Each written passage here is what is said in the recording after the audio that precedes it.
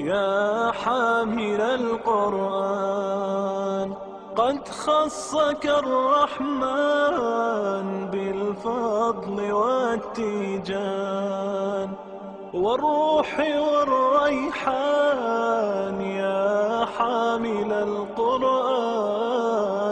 نحمدہ ونصلی علی رسولہ الکریم، اما بعد، فاعوذ باللہ من الشیطان الرجیم، بسم اللہ الرحمن الرحیم۔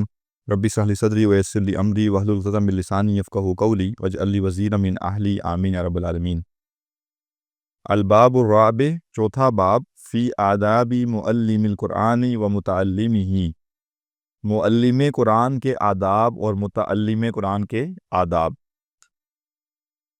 یہ دو درجے ایسے ہیں کہ انسان کو ان دو میں سے کسی ایک میں لازمی ہونا چاہیے، یعنی انسان یا تو معلم قرآن ہو یا پھر متعلم قرآن ہو۔ تیسرا آپشن نہیں ہونا چاہیے کہ انسان نہ معلم قرآن ہے اور نہ متعلم قرآن ہے، ٹھیک ہے۔ متعلم قرآن ہونے کا مطلب یہ نہیں ہے کہ آپ مستقلاً ہفتے میں 5 دن کا کورس کر رہے ہوں تو آپ متعلم قرآن ہیں، بلکہ قرآن سیکھنے کا کوئی بھی سلسلہ اگر آپ نے جاری رکھا ہوا ہے، مثلا بالفرض آپ نے ایک تفسیر ہی شروع کی ہوئی ہے جو کہ آپ بے شک ہفتے میں 2 گھنٹے پڑھتے ہیں لیکن باقاعدگی سے پڑھتے ہیں، اس کا مطلب ہے آپ قرآن سیکھ رہے ہیں، ٹھیک ہے نا۔ تو ایسا نہیں ہونا چاہیے کہ شخص کے بارے میں یہ رویہ ہو کہ وہ قرآن نہ سیکھ رہا ہے نہ جو اس نے سیکھا وہ کسی کو سکھا رہا ہے۔ لیکن اس کا یہ مطلب نہیں ہے کہ آپ کہیں اچھا میں متعلم قرآن نہیں، میں معلم قرآن بن جاتا ہوں، ٹھیک ہے نا۔ ذرا پڑھنے والا کام تو مشکل ہے نا، پڑھانے والا کام آسان۔ ہمارے ایک استاد سے وہ کہا کرتے تھے ہمیں، بلکہ وہ تو ہر دوسرے دن ہی ہمیں یہ کہا کرتے تھے کہ یہ 1 سالہ کورس والے عربی پڑھ نہیں سکتے، پڑھا سکتے ہیں، ٹھیک ہے نا۔ یعنی خود پڑھنی آتی نہیں اور دوسروں کو پڑھا رہے ہیں۔ تو یہ بھی آج کا ایک فتنہ ہے کہ کچھ لوگوں کو یہ لگتا ہے کہ انہیں بس قرآن پڑھانا ہے، ٹھیک ہے نا، یا جیسے وہ بائی برتھ ٹیچر پیدا ہوئے ہیں اور انہیں کچھ آتا ہو نہ آتا ہو، انہوں نے پڑھانا ہی پڑھانا ہے۔ تو معلم قرآن کے لیے جو بھی شرائط ہیں یا جو آپ کے لیجیے اس کے تقاضے ہیں وہ اگر پورے ہوتے ہیں تو بسم اللہ بندہ قرآن کی تعلیم بھی دے، یہ نوبل کاز ہے، لیکن یہ سینسٹیو بھی ہے ساتھ میں۔ بغیر اہلیت کے اگر انسان معلم قرآن بن بیٹھے گا تو وہ اپنے حق میں فائدہ نہیں بلکہ نقصان کرے گا، اپنی آخرت بھی تباہ کرے گا اور دوسروں کے لیے بھی گمراہی کے سبب بنے گا۔ لہٰذا ہم میں سے ہر شخص متعلم قرآن تو لازمی ہونا چاہیے، اور جس کو اللہ نے یہ اہلیت دی ہو کہ اس کے پاس قرآن کے بارے میں اتنا علم ہو کہ وہ دوسروں کو بھی تعلیم دے سکے، اسے چاہیے کہ پھر وہ یہ شعبہ بھی اختیار کرے، ٹھیک ہے، اور وہ معلم بھی بنے۔ قال ھذا الباب مع البابین بعدہ مقصود الکتاب، امام نووی کہتے ہیں کہ یہ باب اور اس کے بعد آنے والے 2 ابواب اس کتاب کا اصل مقصود ہیں، یعنی اس کا جو کرکس ہے وہ سارا باب نمبر 4، 5 اور 6۔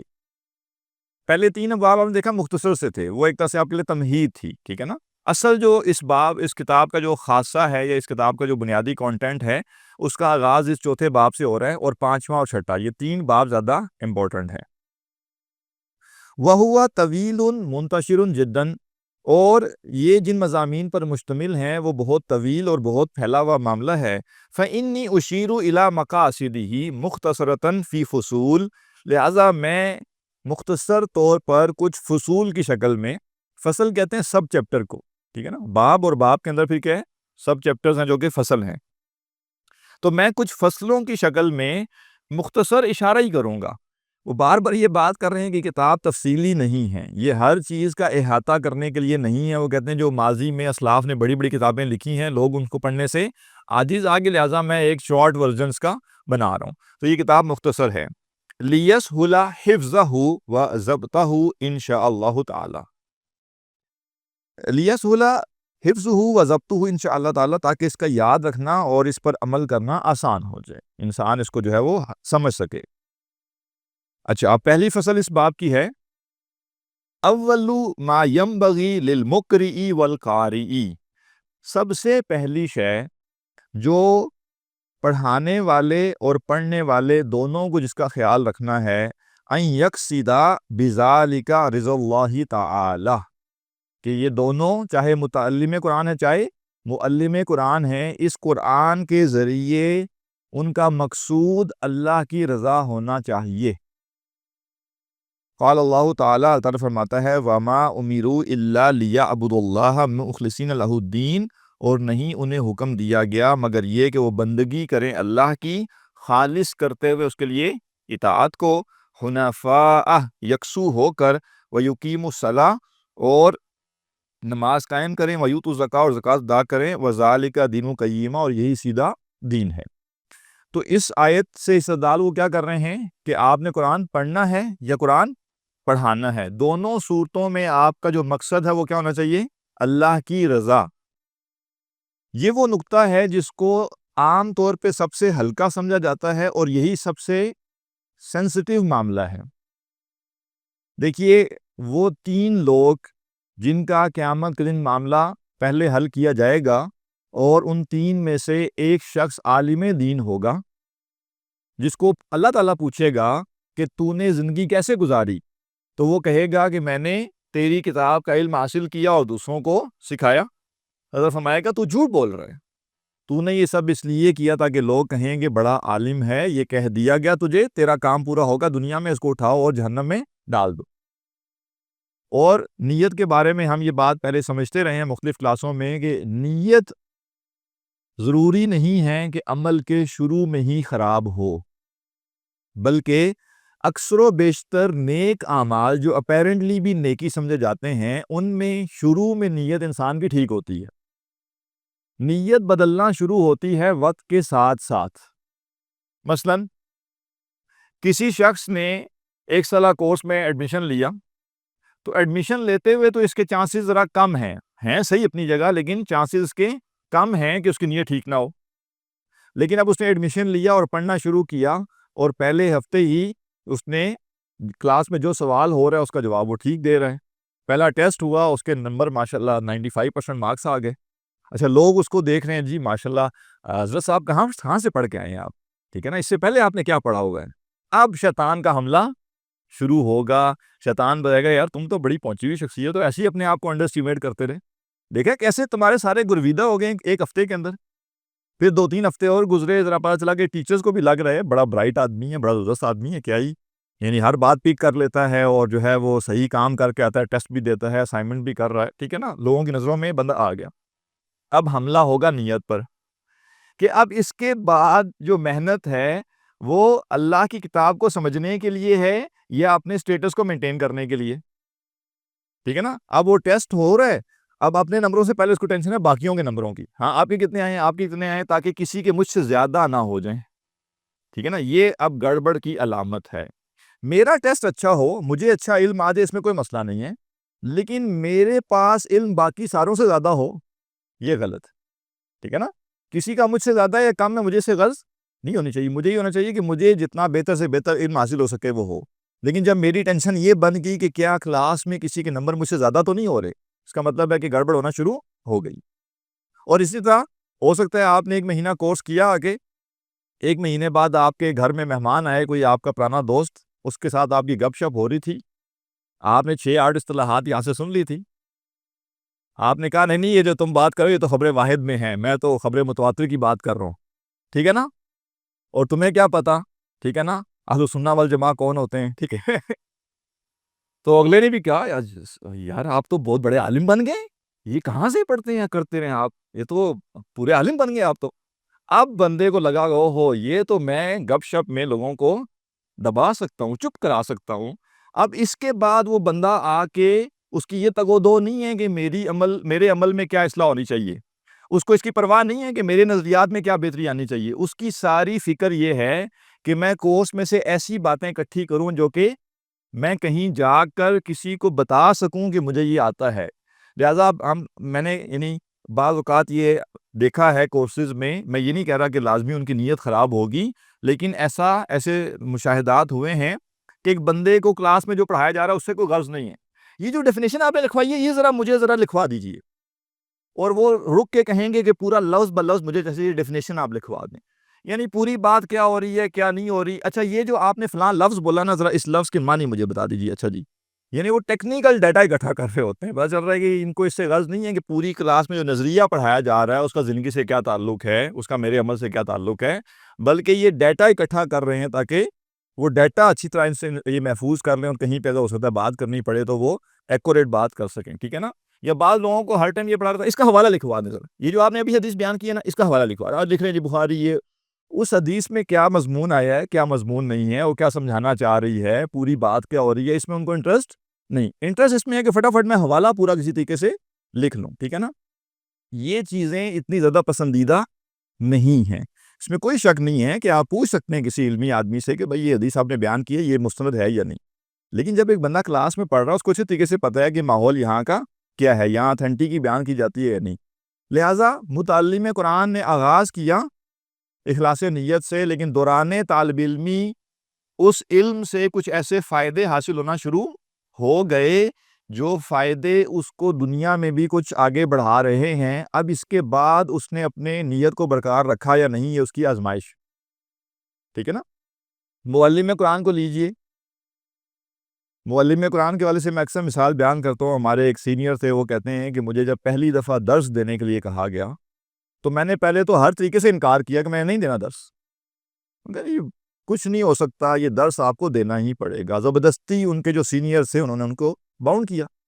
وہ کہتے ہیں میں نے پھر ان کے سامنے شرط یہ رکھی کہ میں درس تو دوں گا لیکن میرے سامنے جو ہے تم نے ٹیبل رکھنا ہے, جہاں بھی مجھے بٹھاؤ گے میرے سامنے ٹیبل رکھنا ہے. اور کہتے ہیں میرے ذہن میں یہ تھا کہ میری ٹانگیں کانپیں گی, ٹھیک ہے نا, اور لوگ دیکھیں گے تو کم از کم ٹیبل کور کر لے گا. کہتے ہیں کہ انہوں نے کہا یہ ہم شرط پوری کر دیں گے, تم درس دینے کے لیے پہنچو بس. ٹھیک ہے. کہتے ہیں میں گیا درس دینے کے لیے, جب درس دینا شروع کیا تو میرے ہاتھ بھی کانپنا شروع ہو گئے اور ہاتھوں کے آگے کوئی ٹیبل نہیں تھا. ٹھیک ہے. تو مجھے اس وقت خیال آیا کہ اس کا بھی کچھ علاج ہونا چاہیے تھا. تو پہلی دفعہ جب بندے کو یہ کہا جائے گا کہ آپ نے قرآن کی تعلیم دینی ہے تو تب تو ہو سکتا ہے اس کی یہ حالت ہو. تو ابھی تو اخلاص نیت کا کوئی مسئلہ نہیں. لیکن ایک لمحے غور کیجئے کہ وہی شخص ہے, اس نے درس دیا اور درس دینے کے بعد ایک صاحب اس سے ملن کہا حضرت آپ ہوتے کہاں ہیں؟ یہ جو اسلام آپ نے آج مجھے سمجھایا ہے دنیا کے کسی مولوی کو اسلام سمجھ نہیں آیا. آپ تو امت کے مجدد ہیں, آپ ایسے اگر آپ اسلام سمجھائیں گے تو پوری دنیا مسلمان ہو جائے گی. ٹھیک ہے نا. اور اچھا یہ خیالی باتیں نہیں ہیں. بعض اوقات جیسے قرآن مجید میں آتا نا کہ شیطان نے کہا کہ اللہ میں تیرے ان بندوں کو گمراہ کرنے کے لیے لازمی آؤں گا, ان کے سامنے سے, ان کے دائیں سے, ان کے بائیں سے, ان کے پیچھے سے, ہر طرف سے آؤں گا اور میں ان کو گمراہ کروں گا. تو اب شیطان جو دائیں بائیں اور آگے پیچھے سے آ رہا ہے وہ ضروری نہیں ہے کہ اپنی اصلی شکل میں دو سینگ لگائے ہوئے اوپر آ رہا ہے. ٹھیک ہے نا. وہ کسی اور نوعیت سے آئے گا. اور ضروری نہیں ہے کہ جو انسان آپ کے سامنے آزمائش بن کے آیا ہے وہ شیطان ہو, لیکن وہ جو کام کر رہا ہوگا شیطان اس سے اپنا مطلب نکال سکتا ہے.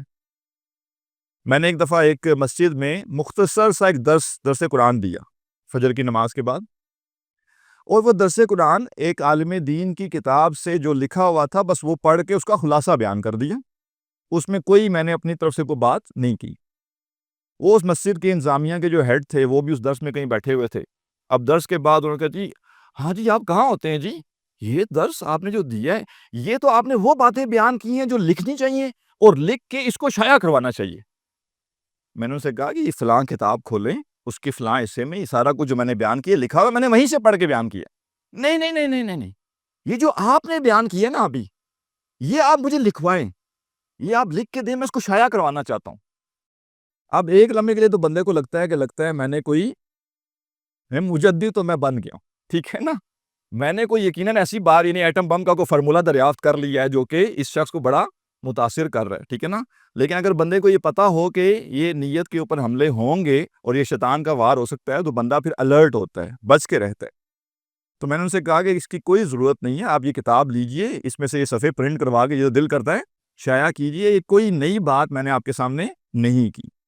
تو یہ ہوتا ہے انسان کے ساتھ, یہ آزمائش آتی ہے اور یہ مختلف شکلوں میں آتی ہے اور انسان کو ایک لمحے کے لیے لگتا ہے کہ وہ بہت بڑی چیز ہے. لہٰذا اخلاص نیت کا معاملہ سب سے سینسٹیو ہے.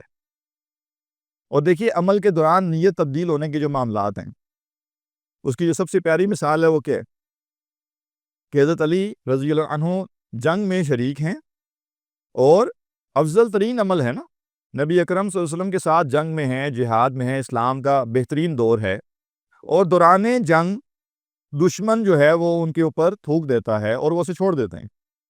کیوں؟ کہ ابھی تک میں اللہ کے لیے لڑ رہا تھا، ٹھیک ہے نا، اس وقت تک نیت میری خالص تھی. اب اگر میں تمہیں مارتا تو اس میں کہیں انتقام کی نیت بھی شامل ہو جاتی. یہ نہیں کہا کہ وہ نیت تبدیل ہو جاتی، بلکہ انتقام کی نیت بھی شامل ہو جاتی. اس کا مطلب ہے کہ ان کو پتا تھا کہ نیت کسی بھی وقت تبدیل ہو سکتی ہے. انہوں نے اپنی نیت کے اوپر ایک سیف گارڈ رکھا ہوا تھا جس نے ان کو بچایا. یہ لہٰذا ہمیں اچھے طریقے سے پتہ ہونا چاہیے کہ جو اسلام کے مختلف پہلو ہیں، اس میں سے جو خلاص نیت کا معاملہ ہے یہ بہت زیادہ سینسٹیو اور بہت اہم ہے. لہٰذا وہ کہہ رہے ہیں سب سے پہلی بات، چاہے وہ قاری قرآن ہو چاہے مقری قرآن ہو، قاری پڑھنے والا اور مقری پڑھانے والا، دونوں کو یہ پتہ ہونا چاہیے کہ وہ اپنی نیت کو خالص اللہ کے لیے رکھیں. ای الملہ المستقیمہ، یعنی دین القیمہ سے کیا مراد ہے؟ یعنی سیدھی راہ. وفی الصحیحین اور رسول اللہ صلی اللہ علیہ وسلم، صحیحین میں رسول اللہ صلی اللہ علیہ وسلم سے حدیث مروی ہے، انما الاعمال بالنیات، اعمال کی قبولیت کا دار و مدار نیتوں پر ہے. وانما لکل امرئ ما نوی، اور ہر شخص کے لیے وہی بدلہ ہے جس کی اس نے نیت کی. قیامت کے روز ہم جو پائیں گے وہ اپنی نیت کے بقدر پائیں گے. اس حدیث میں ایک مفہوم غلط نکالا جاتا ہے جس کی اصلاح ہونا ضروری ہے. وہ کیا ہے؟ کہ یہ حدیث اس کانٹیکسٹ میں ہے کہ جو عمل کیا جا رہا ہے وہ سنت سے ثابت ہے. بعض لوگ کہتے ہیں دیکھیں جی حدیث میں آ گیا انما الاعمال بالنیات، کہ اعمال کا دار و مدار نیتوں پر ہے. لہذا کوئی مسئلہ نہیں، بس نیت آپ کی صحیح ہونی چاہیے. عمل جیسا بھی آپ کا ہے خیر ہے، نیت صحیح ہونی چاہیے. ایسا نہیں ہے، یہ جو الاعمال ہے نا یہ جنرل نہیں ہے، بلکہ الاعمال سے مراد قرآن و سنت کے بیان کیے گئے اعمال جب صحیح نیت سے کیے جائیں گے تو قابل قبول ہیں. لہذا اہل علم کہتے ہیں کہ دو حدیثیں ملائی جائیں تو دین مکمل ہو جاتا ہے، یعنی یہ بات مکمل ہو جاتی ہے. اور وہ کیا ہے کہ پہلی حدیث ہے کہ من عمل عملا لیس علیہ امرنا فہو رد، جس نے وہ عمل کیا جس پر ہمارا حکم نہیں ہے تو وہ مردود ہے، وہ رد شدہ ہے، ٹھیک ہے نا، وہ ریجیکٹڈ ہے. تو جب وہ عمل ہی ریجیکٹ ہو گیا تو اب نیت دیکھی نہیں جائے گی. خلاف سنت خلاف شریعت جو عمل ہوگا اس پر نیت کا مرحلہ آئے گا ہی نہیں. نیت کس عمل کی سکین کی جائے گی؟ جو شریعت کے بیان کیے گئے طریقے کے مطابق ہوگا. اب اگلے سٹیپ پہ دیکھا جائے گا نیت بھی ٹھیک ہے یا نہیں. تو بعض اوقات لوگ اپنے منمانے طریقے سے کوئی کام کرتے ہیں اور وہ کہتے ہیں جی بس نیت خالص ہونی چاہیے. دیکھیں حدیث میں آ گیا انما الاعمال بالنیات، ایسا نہیں ہے. صحیح عمل کے اوپر نیت بھی صحیح ہونا ضروری ہے. نیت غلط ہے عمل صحیح ہے تو کوئی اجر نہیں، ٹھیک ہے، اور عمل صحیح ہے نیت غلط ہے تو کوئی بھی اجر نہیں. دونوں چیزیں، عمل بھی صحیح ہو اور نیت بھی صحیح ہو، پھر اجر ملے گا. وَهَذَا الْحَدِيث مِنْ اصول الاسلام، امام نووی کہتے ہیں یہ حدیث اسلام کے اصولوں میں سے ہے، بنیادوں میں سے ہے. وَرَوَيْنَا عَنِ ابْنِ عَبَّاسٍ رضی اللہ عنہما قال، حضرت عبداللہ بن عباس رضی اللہ عنہ سے ہم نے روایت کیا، وہ بیان کرتے ہیں انما یؤتی الرجل علی قدر نیتہ، ہر شخص کو اس کی نیت کے بقدر ہی دیا جاتا ہے. وعن غیرہ، اور ان کے علاوہ کسی اور سے یہ بات مروی ہے انما یؤتی الناس علی قدر نیاتہم، کہ لوگوں کو ان کی نیتوں کے بقدر ہی دیا جائے گا. اور روینا عن الاستاذ ابو القاسم القشیری رحمہ اللہ تعالی قال، اور ہم نے روایت کیا استاذ ابو القاسم قشیری رحمہ اللہ سے، وہ بیان کرتے ہیں الاخلاص افراد الحق فی الطاعۃ بالقصد. اخلاص کیا ہے؟ پورے ارادے سے ایک اللہ کی بندگی کرنے کا نام، یعنی پوری یکسوئی سے صرف اور صرف اللہ کی اطاعت کرنے کا ارادہ، یہ کیا ہے؟ اخلاص.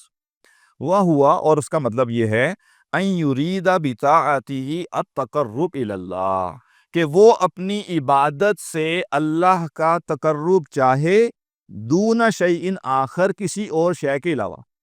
کوئی اور شے اس کا مقصود نہ ہو. کیا مقصود ہو؟ اللہ کا قرب. لہذا ہم قرآن پڑھنے اور پڑھانے میں مخلص کب ہوں گے، یعنی اخلاص نیت والے کب ہوں گے؟ جب قرآن کے پڑھنے کا مقصد بھی ایک ہی ہو، اللہ کا قرب، اور قرآن کو پڑھانے کا مقصد بھی ایک ہی ہو، وہ اللہ کا قرب. ادروائز وہ کہہ رہے ہیں اخلاص نہیں. اخلاص کا وہ کہہ رہے ہیں مطلب ہی ایک ہے. اور کس چیز سے اپنے آپ کو بچانا ہے؟ کون سی اور غرضیں ہو سکتی ہیں جن سے اپنے آپ کو بچانا ہے؟ من تصنع لمخلوق، مخلوق کے لیے کسی قسم کی تصنع اختیار کرنا، لوگ تاکہ مجھے اچھا سمجھیں، میری کوئی تعریف ہو، مجھے کوئی ویلیو ملے. او اکتسابی محمدۃ عند الناس، یا لوگوں سے تعریف وصول کرنا. ٹھیک ہے نا، لائک لازمی کیجئے گا، سبسکرائب بھی کیجئے گا، ٹھیک ہے نا، اور بیل آئیکن کو بھی پریس کیجئے گا. یہ کیا ہے؟ اور اب المیہ یہ ہے دینی لوگوں نے یہ شروع کر دی ہے. ٹھیک ہے نا، دینی لوگوں نے شروع کر دیا ہے کہ میری ویڈیو کو لائک کریں، سبسکرائب کریں. بھائی اہل علم تو یہ کہہ رہے ہیں کہ اگر بندے کو یہ اس کی نیت بھی یہ ہوئی، چاہے لوگوں نے لائک نہیں بھی کیا، اگر صرف نیت میں ہی شامل ہو گیا ہے کہ یہ جو میں پڑھا رہا ہوں نا یہ لوگ پسند کریں، تو اس کا مطلب کیا ہے کہ میری نیت میں گڑبڑ ہے. میرا ارادہ یہ ہونا چاہیے کہ میں جو پڑھا رہا ہوں اس میں جو خیر کی بات ہے وہ لوگوں کے دلوں میں آ جائے اور لوگ اس پر عمل کریں، پسند نہیں. ٹھیک ہے نا، یعنی آپ کون سا یہاں پہ کوئی شعر و شاعری کر رہے ہیں جو لوگوں سے داد وصول کرنی ہے نا، ان کو حق بات بتا رہے ہیں نا. تو یہ خواہش تو ٹھیک ہے کہ جو حق بات میری زبان سے نکلے وہ جتنے لوگوں کے دلوں میں جائے گی اور وہ عمل کریں گے مجھے اس کا اجر ملے گا. اور یہ بھی کیا ہے؟ تقرب اللہ ہے. جتنے زیادہ لوگ تعلیم کے ذریعے دین کے قریب آئیں گے، اللہ سے قریب آئیں گے، اتنا مجھے اللہ کا قرب حاصل ہوگا. اس میں کوئی مذائقہ نہیں ہے. لیکن یہ چاہنا کہ لوگ پسند کریں، اسی لیے اگر کسی بندے کو یہ پرواہ ہو کہ جو کچھ میں پڑھا رہا ہوں لوگوں کو پسند آ رہا ہے یا نہیں، وہ غلط ٹریک پہ ہے. ہاں آپ یہ دیکھ سکتے ہیں لوگوں کو سمجھ آ رہا ہے کہ نہیں. یہ نہیں ہے کہ آپ اپنے فلسفے بیان کرتے رہے اور لوگوں کے سر کے اوپر سے جا رہے ہیں اور آپ کہیں جی مجھے کوئی پرواہ نہیں ہے لوگوں کو سمجھ آ رہا ہے یا نہیں. لوگوں کو سمجھ آنی چاہیے آپ کی بات، ٹھیک ہے، اور لوگوں کے دل میں وہ جائے اور لوگوں کا عمل اس کے مطابق ہو جائے، اس میں بھی کوئی مسئلہ نہیں ہے. اصل مسئلہ یہ کہ لوگ پسند کریں. او محبتن، یا لوگوں کا محبوب بن جانا کہ لوگ میرے فین بن جائیں. او مدح من الخلق، یا مخلوق سے کسی قسم کی مدح چاہنا. او معنی من المعانی سوى التقرب الى اللہ تعالی، اور اللہ کے تقرب کے علاوہ جس قسم کی بھی غرض ہو سکتی ہے وہ ساری نیت کے خلاف ہیں. اللہ کے تقرب کے علاوہ کوئی نیت صحیح نہیں ہے. قال ویصح ان یقال، اور یہ صحیح ہے اگر کہا جائے الاخلاص تصفیۃ الفعل عن ملاحظۃ المخلوقین. اخلاص یہ ہے کہ اپنے عمل کو مخلوق کی ہر طرح کی آمیزش سے پاک رکھا جائے. آپ کے عمل میں مخلوق کا کوئی ایلیمنٹ شامل نہ ہونے پائے. واضح؟ یہ کیا ہے؟ یہ ہے اخلاص. وعن حذیفہ المرعشی رحمہ اللہ تعالی، حضرت حذیفہ مرعشی سے مروی ہے، الاخلاص، وہ کہتے ہیں اخلاص کیا ہے؟ استواء افعال العبد فی الظاہر والباطن، بندے کے اعمال کا ظاہر اور باطن میں ایک جیسا ہو جانا. یعنی انسان کے اعمال جیسے لوگوں کے سامنے ہیں ویسے ہی اس کے باطن میں بھی ہوں، یعنی اکیلے میں بھی ہوں. اچھا، ایک نقطہ بس یہاں میں چاہوں گا عرض کرنا کہ یہ جو قول ہے حضرت حذیفہ مرعشی رحمہ اللہ کا، اس کے بارے میں ہم یہ کہیں گے کہ یہ اخلاص کا اعلیٰ ترین درجہ ہے، نہ کہ یہ اخلاص کا سٹارٹنگ پوائنٹ ہے. ٹھیک ہے نا، یعنی عوام کے سامنے، لوگوں کے سامنے، پبلک میں اور اکیلے میں بالکل ایک جیسے عمل ہونا، یہاں سے اخلاص شروع نہیں ہوتا. یہاں اخلاص کی گویا تکمیل ہو رہی ہے یا اعلیٰ مراتب حاصل ہو رہے ہیں. اس کی وجہ یہ ہے کہ اللہ تعالیٰ نے فطری طور پہ انسان کو ایسا بنایا ہے کہ پبلک میں اس کے لیے گناہ کرنا مشکل ہے، پرائیویٹ کرنا آسان ہے. تو ضروری نہیں ہے کہ جو شخص بھی ایسا کر رہا ہے وہ اس کا اخلاص صحیح نہیں ہے. البتہ اگر ایک شخص کو کوئی پرواہ ہی صرف لوگوں کی ہے، اللہ کی کوئی پرواہ نہیں، یا مسئلہ ہے، لیکن بظاہر کچھ نہ کچھ ہمیں پبلک میں غلطی کرنے، کوتاہی کرنے سے پھر بھی کچھ نہ کچھ ہمیں رکاوٹ ہوتی ہے. تو ہم کہیں گے کہ یہ جو اخلاص کی تعریف ہے یہ اخلاص کی کامل درجے کی تعریف ہے، نہ کہ ابتدائی درجے کی.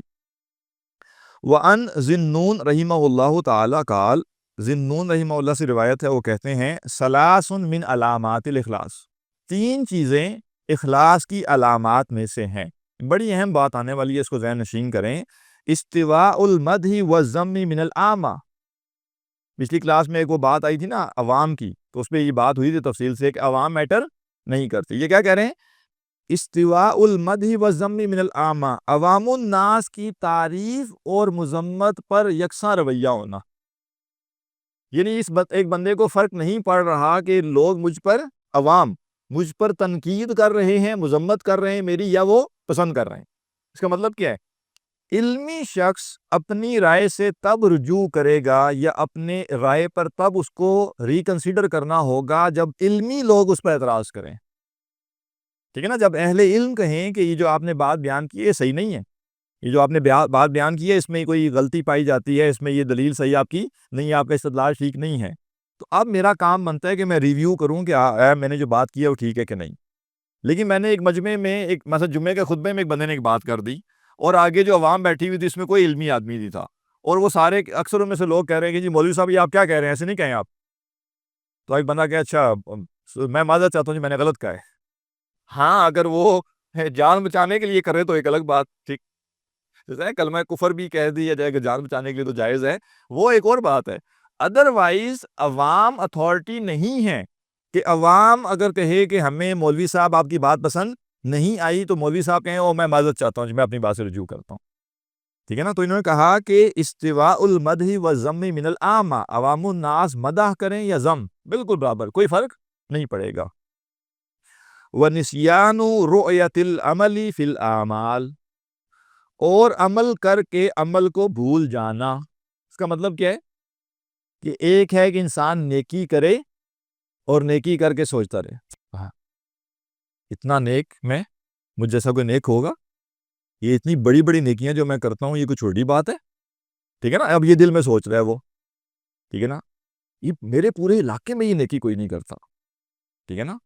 کوئی ہوگا اس پورے مجمع میں رات 2 گھنٹے میں نے تہجد پڑھی ہے, کون ہوگا اس میں سے ان ساروں میں سے جو کہ اتنا نیک ہو کہ اس نے 2 گھنٹے تہجد پڑھی. اب یہ کیا ہے, بظاہر وہ نیک اعمال کر رہا ہے, لیکن شیطان جب انسان کو اس کے ذہن میں نیکی کو بار بار دہرائے کہ تم بڑے نیک ہو بھائی, تم نے بہت بڑا کارنامہ کیا, تم نے بہت بڑی نیکی کی ہے, تو یہ وہ کہہ رہے ہیں یہ اخلاص کے منافی ہے. اب یہاں ایک سوال پیدا ہوتا ہے کہ یہ تو ہو نہیں سکتا کہ انسان نیکی کرے اور اس کے ذہن میں کچھ بھی نہ آئے. ٹھیک ہے نا. لہٰذا جو معتدل بات ہے وہ یہ ہے کہ جب انسان نیکی کرے اور اس کے ذہن میں یہ آئے کہ اس نے کوئی بڑا کارنامہ کیا ہے تو وہ فوراً سے اس کی نسبت اللہ کی طرف کر دے کہ یہ محض اللہ کی توفیق تھی, ورنہ میرے بس میں یہ نیکی نہیں تھی. اور یہ ایسی بات نہیں ہے کہ یہ انسان تکلفاً کرے گا, اس کی ریشنل بیسس بھی موجود ہے. کوئی نیکی جو آپ نے کی, کبھی غور کریں کہ آپ میں ایسا کیا تھا جو دنیا کے اس انسان میں نہیں تھا جس نے یہ نیکی نہیں کی. تو ہمیں آسانی سے سمجھ آ جائے گی کہ ہم سے ذہین, ہم سے محنتی, ہم سے لائق اور بہت سے لوگ ایسے ہیں جن کو یہ نیکی کی توفیق نہیں ملی. اس کا مطلب کیا ہے کہ میری صلاحیتوں کی بلبوتے پہ مجھے یہ توفیق نہیں ملی. لہذا جو ہی انسان کو اپنی نیکی کا, تقویٰ کا خیال آئے تو بجائے اس کو اپنے نفس کی طرف ریفر کرنے کی کہ میں بڑی شے ہوں, جو ہی انسان کہے گا کہ یہ اللہ کا فضل اور اس کی توفیق تھی, تو فوراً سے شیطان کا حملہ رک گیا. واضح. خیال آنے میں مسئلہ نہیں ہے, اس خیال کو آپ نے منسوب کدھر کیا, اس عمل کو آپ نے منسوب کدھر کیا. آپ اپنی ذات کی طرف لے آئے کہ میں بڑی شے ہوں, تو اخلاص نیت کے خلاف ہو گیا, اور آپ نے اس کو اللہ کی طرف نسبت دے دی کہ یہ اللہ کا فضل و توفیق تھی, تو اب اس میں کوئی مسئلہ نہیں. وَاقْتِضَاءُ ثَوَابِ الْأَعْمَالِ فِي الْآخِرَةِ, اور اخلاص نیت کا تیسرا جو اس کی علامت ہے وہ یہ ہے کہ اعمال کا بدلہ صرف آخرت میں چاہنا.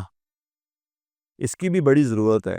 انسان تھوڑا سا نیکی اختیار کرتا ہے تو کہیں نہ کہیں یہ توقع کرنے لگتا ہے کہ اب کچھ نہ کچھ مجھے دنیا میں بھی اس کی آؤٹ پٹ ملے. ٹھیک ہے نا.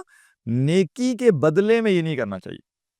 میں اللہ سبحانہ تعالیٰ سے ہر قسم کی رحمت مانگوں, میں اللہ سبحانہ تعالیٰ سے ہر قسم کا فضل تو اور مانگوں, اس سے اس کا کرم مانگوں, لیکن اس لیے نہیں کہ اے اللہ چونکہ میں نے 10 نیک اعمال کیے ہیں لہذا تو ان کے بدلے کے طور پہ مجھے یہ دے. واضح. عمل کے بدلے کے طور پہ اللہ سے نہیں کچھ مانگنا, اللہ سے اس کی رحمت اور اس کے فضل کی بنیاد پہ مانگنا ہے. اے اللہ میں نہیں اس قابل, میں نہیں ڈیزرو کرتا کچھ بھی, لیکن تو چونکہ کل کائنات کا مالک اور بادشاہ ہے اور تو کل کائنات جو ہے اس کو عطا کرنے والا ہے, لہذا تو مجھے عطا کر, میں تیرا بندہ ہوں. اس بنیاد پہ مانگنا ہے نا اللہ سے. اس بنیاد پہ تو نہیں مانگنا ہے اللہ میں نے 4 دن تہجد پڑھی ہے اب میرا یہ فلاں مسئلہ حل ہو جائے. اور صرف یہاں تک بات نہیں ہے کہ ہم نے زبان سے مانگنا نہیں ہے, ایکسپیکٹ بھی نہیں کرنا. میں چاہتا ہوں میری رزق میں کشادگی پیدا ہو جائے, میں اللہ سے دعا کروں, میں اللہ کے فضل سے امید رکھوں کہ اللہ میرے رزق میں کشادگی پیدا کرے گا. یہ تو کوئی طریقہ نہیں ہے کہ میں کہوں کہ مہینہ ہو گیا نا تہجد پڑھتے ہوئے, اب تو میری تنخواہ میں کوئی انکریمنٹ لگنا ہی چاہیے. اگر میں یہ سوچ بھی رہا ہوں تو اس کا مطلب ہے نیکی میں اختیار کر رہا ہوں کہ دنیا میں اللہ مجھے کو فائدے دے دے اس نیکی کے بدلے میں. یہ اصل میں اخلاص کے منافی ہے. وعن الفضیل ابن عیاض رضی اللہ عنہ قال، حضرت فضیل بن عیاض رحمۃ اللہ علیہ سے مروی ہے، وہ بیان کرتے ہیں، یہ بڑی گہری بات آ رہی ہے، ترک العمل لاجل الناس ریا، لوگوں کی خاطر عمل چھوڑ دینا ریاکاری ہے. ریاکاری کیا ہے؟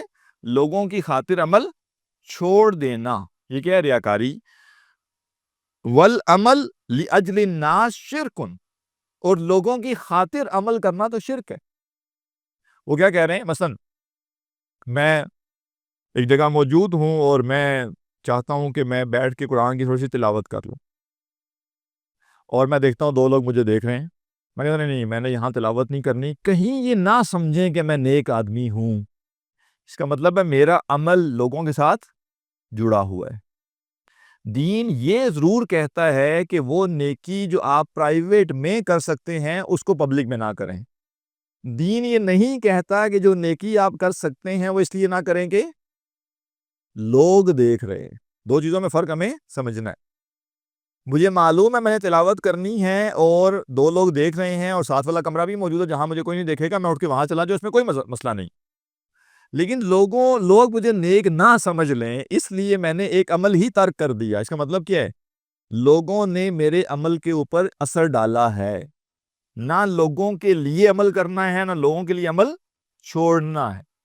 اس لیے وہ کہہ رہے ہیں کہ لوگوں کی خاطر عمل چھوڑنا اصل میں ریاکاری ہے، اور لوگوں کی خاطر عمل کرنا کیا ہے؟ یہ تو شرک ہو گیا. ٹھیک ہے نا؟ اب ہم 6 لوگ کٹھے گئے ہوئے ہیں، ایک بندہ نماز نہیں پڑھتا، اس میں سے باقی 5 نماز کے لیے جانے لگے، اور بالفرض وہ کوئی ڈیل بھی کوئی کاروباری نوعیت کی ہو رہی تھی، یا کوئی حضرت صاحب رشتے کے لیے گئے ہوئے تھے. ٹھیک ہے نا؟ اور رشتے کے لیے جس گھر گئے ہوئے تھے تو اذان ہوئی تو ہونے والے یا نہ ہونے والے سسر جو ہے انہوں نے کہا کہ چلو جی نماز پڑھنے چلتے ہیں. اب بندے نے سوچا کہ اگر میں نے کہا کہ میں نہیں پڑھتا تو نہ ہی نہ ہو جائے کہیں. ٹھیک ہے نا؟ اور لہٰذا جی آج ہی چلتے ہیں. ٹھیک ہے نا؟ بلکہ بندہ کہے کہ ہاں میں وہ میری ٹوپی کدھر ہے. ٹھیک ہے نا؟ اور چوڑا ہو جائے نہیں میں تو بڑا پکا نمازی ہوں. ٹھیک ہے نا؟ ہاں بس یہ نہ ہونا کہ کہیں جا کے 2 رکعتوں کی جگہ 4 پڑھ کے آ جائے. اس کا خیال برل بندے کو رکھنا پڑے گا. تو جو شخص لوگوں کی خاطر عمل کر رہا ہے اس کا مطلب کیا ہے؟ کہ وہ اللہ کے ساتھ کسی کو اس قابل سمجھتا ہے کہ وہ نیکی جو اللہ کے لیے کرنی چاہیے تھی وہ نیکی اس کے لیے کی جائے. تو اس انداز سے کیا ہو گیا؟ وہ شرک کے اوپر کھڑا ہو گیا. جس نے لوگوں کی خوشی کے لیے نماز پڑھی تو نماز وہ عمل ہے جو اللہ کے لیے کیا جاتا ہے. تو جب کوئی شخص وہ عمل غیر اللہ کے لیے کرے گا تو گویا اس نے غیر اللہ کو اللہ کا شریک بنا دیا نا. لہذا کیا ہو گیا؟ شرک. اب ہم اس بحث میں نہیں پڑھ رہے کہ اس شرک سے مراد وہ کیا مشرک بھی ہو جائے گا، کیا اس پہ فتویٰ بھی لگے گا. یہ ایک اصلاح کی بات ہو رہی ہے. والاخلاص، اور اخلاص کیا ہے؟ ان یعافیک اللہ منہما، کہ اللہ تمہیں ان دونوں سے عافیت میں رکھے. نہ انسان لوگوں کی خاطر عمل کرے، نہ انسان لوگوں کی خاطر عمل چھوڑے. یہ دونوں چیزیں جب بندہ ان سے بچے گا تو یہ کیا ہے؟ اخلاص. وعن سہل التستری رحمہ اللہ تعالی قال، حضرت سہل تستری رحمہ اللہ کہتے ہیں، نظر الاقیاس فی تفسیر الاخلاص، جو اہل دانش تھے، جو انٹلیکچول تھے، انہوں نے اخلاص کی تفسیر پر جب غور و فکر کیا، فلم یجدوا غیر ھذا، تو انہوں نے اس بات کے علاوہ کچھ نہ پایا، ان تکون حرکتہ وسکونہ، کہ انسان کی حرکت اور اس کا ساکن ہونا، یعنی انسان ایکٹیو ہو یا انسان پیسیو ہو، انسان کچھ کرے یا انسان کسی چیز سے رکے، انسان کی حرکت اور انسان کا سکون فی سرہ و علانیتہ، مخفی بھی اور لوگوں کے سامنے بھی، للہ تعالی وحدہ، صرف اور صرف اللہ تعالیٰ کے لیے ہو جائے. ٹھیک ہے نا؟ یعنی انسان کی زندگی میں انسان کچھ کرے تو اللہ کے لیے کرے، نہ کرے تو اللہ کے لیے نہ کرے. کسی چیز کو اختیار کرے تو اللہ کے لیے کرے، کسی چیز کو ترک کرے تو اللہ کے لیے کرے. یہ شعور کا وہ درجہ ہے جہاں پہ ایک بندہ مومن کی پوری زندگی اللہ کے لیے گزر رہی ہوتی ہے. وہ کوئی کام کرنے لگتا ہے تو سوچتا ہے کہ اس کام میں اللہ کی رضا ہے تو آگے بڑھ کے کرے گا، نہیں ہے تو وہ کہے گا میں نے یہ کام نہیں کروں. واضح نا؟ یہ گویا فلٹر لگایا ہوتا ہے ایک مومن نے جو اخلاص پر کھڑا ہوا ہے، کہ وہ ہر کام کرنے سے پہلے سوچتا ہے کہ اس کام میں اللہ کی رضا کا کوئی پہلو ہے بھی یا نہیں، اور اگر اس کو اللہ کی رضا کا کوئی پہلو نہ ملے تو وہ اس کام کو اختیار نہیں کرتا، اور جس کام میں اس کو اللہ کی رضا کا پہلو مل جائے بظاہر لوگ اس کو نیکی سمجھیں یا نہ سمجھیں وہ اس عمل کو اختیار کرتا ہے۔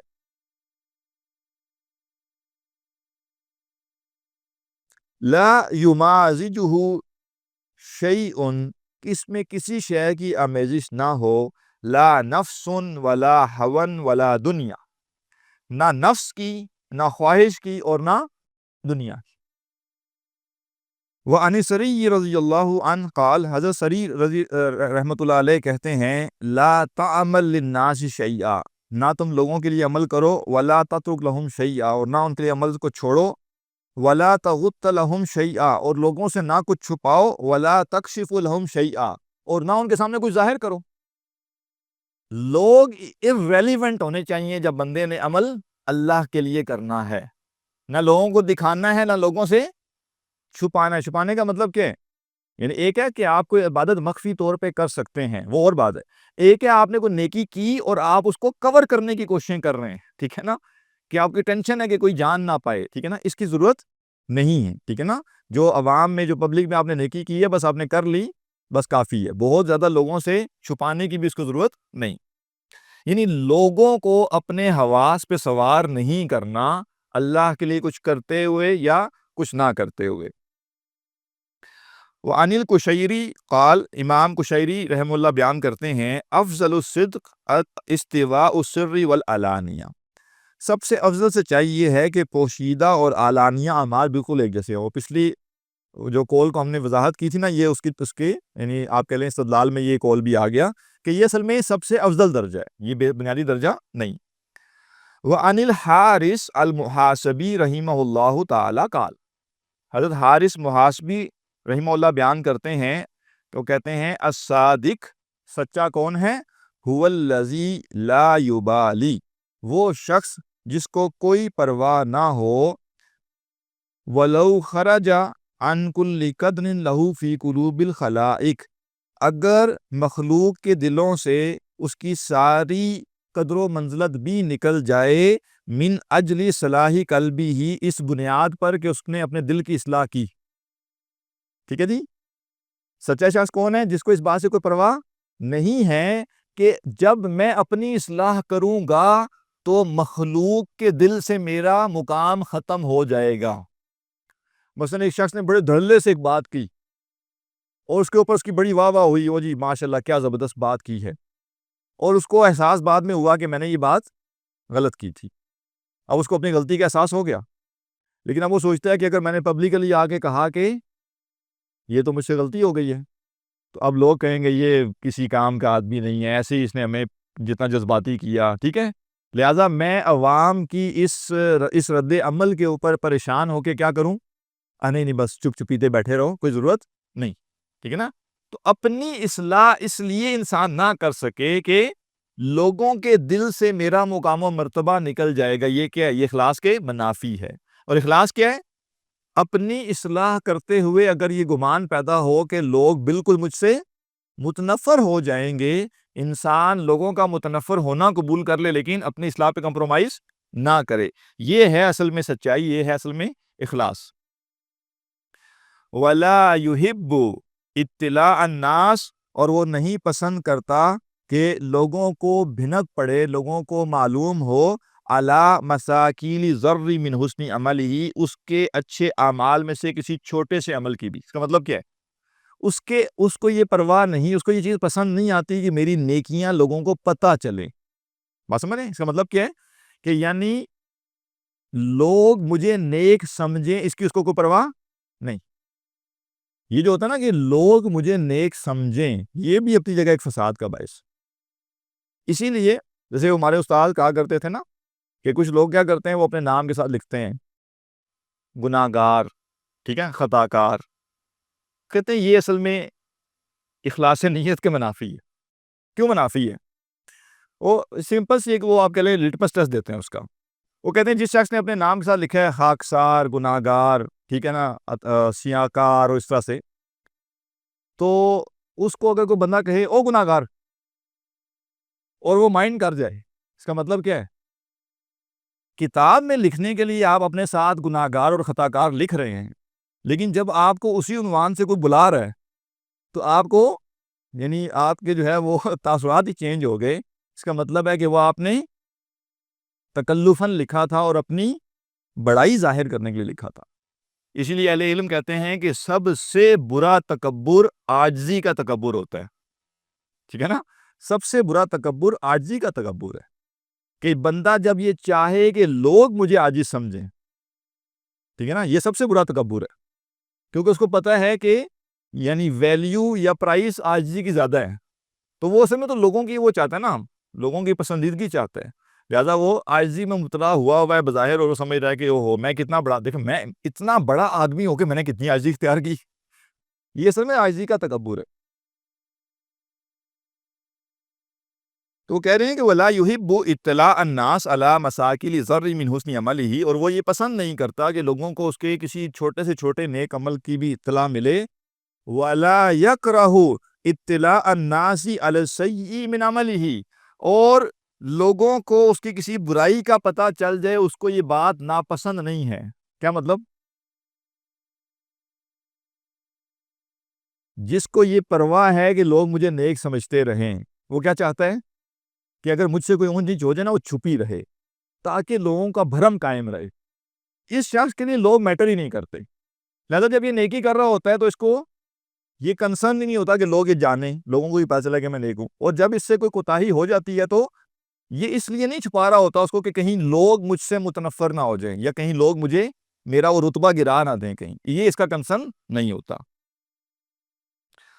فَإِنَّ كَرَاهَتَهُ لِذَلِكَ دَلِيلٌ، کیونکہ اگر وہ ناپسند کرے اس بات کو کہ لوگ میری غلطیوں کے اوپر مطلع نہ ہوں، تو یہ اس کی دلیل ہے عَلَىٰ أَنَّهُ يُحِبُّ الزِّيَادَةَ عِندَهُمْ، کہ وہ لوگوں سے اپنی اصل اوقات سے زیادہ توقع کر رہا ہے. بس میں نے یعنی ایک بندہ نیکی میں 60 پوائنٹس پہ ہے اور وہ چاہتا ہے کہ لوگ مجھے 80 پوائنٹس پہ سمجھیں. اس کا مطلب کیا ہے؟ وہ جتنا ہے اس سے زیادہ نیک بننا چاہ رہا ہے لوگوں کی نظروں میں. یہ غلط ہے. میں جتنا ہوں اتنا ہی مجھے لوگ سمجھیں تو سمجھیں، نہ مجھے اپنے آپ کو جتنا میں نیک ہوں اس سے زیادہ نیک ثابت کروانا ہے، اور نہ میں جتنا ہوں اس سے کم. ہمارے ہاں ایک وہ ملامتی فرقہ ہی پیدا ہوا نا، ٹھیک ہے نا، ان کے اندر گمراہی کیا تھی؟ انہوں نے اخلاص نیت کا یہ مطلب لیا کہ جتنا زیادہ لوگ ہمیں برا سمجھیں گے اور ایکچولی ہم نیک ہوں گے اتنا ہی اچھا ہے. لہذا وہ روزہ رکھ کے گھر سے نکلتے تھے اور داڑھی میں 2 چاول ڈال لیے ایسے، ٹھیک ہے نا، دن کے ٹائم باہر نکلے اور داڑھی میں 2-4 چاول ایسے اندر بیچ میں زبردستی ڈال لیے ایسے، کہ تاکہ جو ہمیں دیکھے وہ کیا سمجھے کہ تو کھا پی کے آ رہے ہیں، روزہ نہیں رکھا ہوا، اور وہ ہمیں برا بلا کہیں اور ہم اندر سے خوش ہو رہے ہیں. دیکھا نا، اللہ تیرے لیے روزہ رکھا ہے، دیکھ کسی کو پتا نہیں چلا. یہ دوسری انتہا ہے، اس کو بھی گمراہی قرار دیا. ٹھیک ہے نا، کہ جان بوجھ کے لوگوں کے اندر ایسا تاثر پیدا کرنا کہ میں کیا ہوں، بہت ہی گناہ گار ہوں اور بہت گیا گزرا ہوں. یہ بھی گمراہی ہے. میرا یہ کنسرن ہی نہیں ہونا چاہیے کہ لوگ مجھے نیک سمجھ رہے ہیں یا برا سمجھ رہے ہیں. ٹھیک ہے نا، میں جو ہوں سو ہوں، بس لوگ مجھے نیک سمجھیں یا برا سمجھیں مجھے سے کوئی فرق نہیں پڑتا. فرق اس سے پڑنا چاہیے کہ اللہ کے ہاں میرا رتبہ کیا ہے، اللہ کے ہاں میرا مقام کیا ہے. وَلَيْسَ هَذَا مِنْ أَخْلَاقِ الصِّدِّيقِينَ، وہ کہتے ہیں یہ بات سچے لوگوں کے اخلاق میں سے نہیں. وَعَنْ غَيْرِهِ، اور ان کے علاوہ کسی اور عالم سے یہ بات مروی ہے، وہ کہتے ہیں اِذَا طَلَبْتَ اللَّهَ تَعَالَى بِالصِّدْقِ، جب تم اللہ سے سچائی طلب کرو گے، أَعْطَاكَ اللَّهَ مِرْعَةً، اللہ تعالیٰ تمہیں ایک آئینہ عطا کر دے گا، تبصر فیہا کل شیء، جس میں تم ہر چیز دیکھ سکو گے، من عجائب الدنیا والآخرہ، دنیا اور آخرت کے عجائب، وَأَقَاوِيلُ السَّلَف فِي هَذَا كَثِيرًا، اور اس معاملے میں اسلاف کے جو اقوال ہیں وہ بہت زیادہ ہیں. اشرنا الی هذه الاحرف منها، ہم نے مختصراً چند اقوال کی طرف اشارہ کیا ہے. اب یہاں رک کے ایک نقطہ سوچئے، وہ نقطہ کیا ہے؟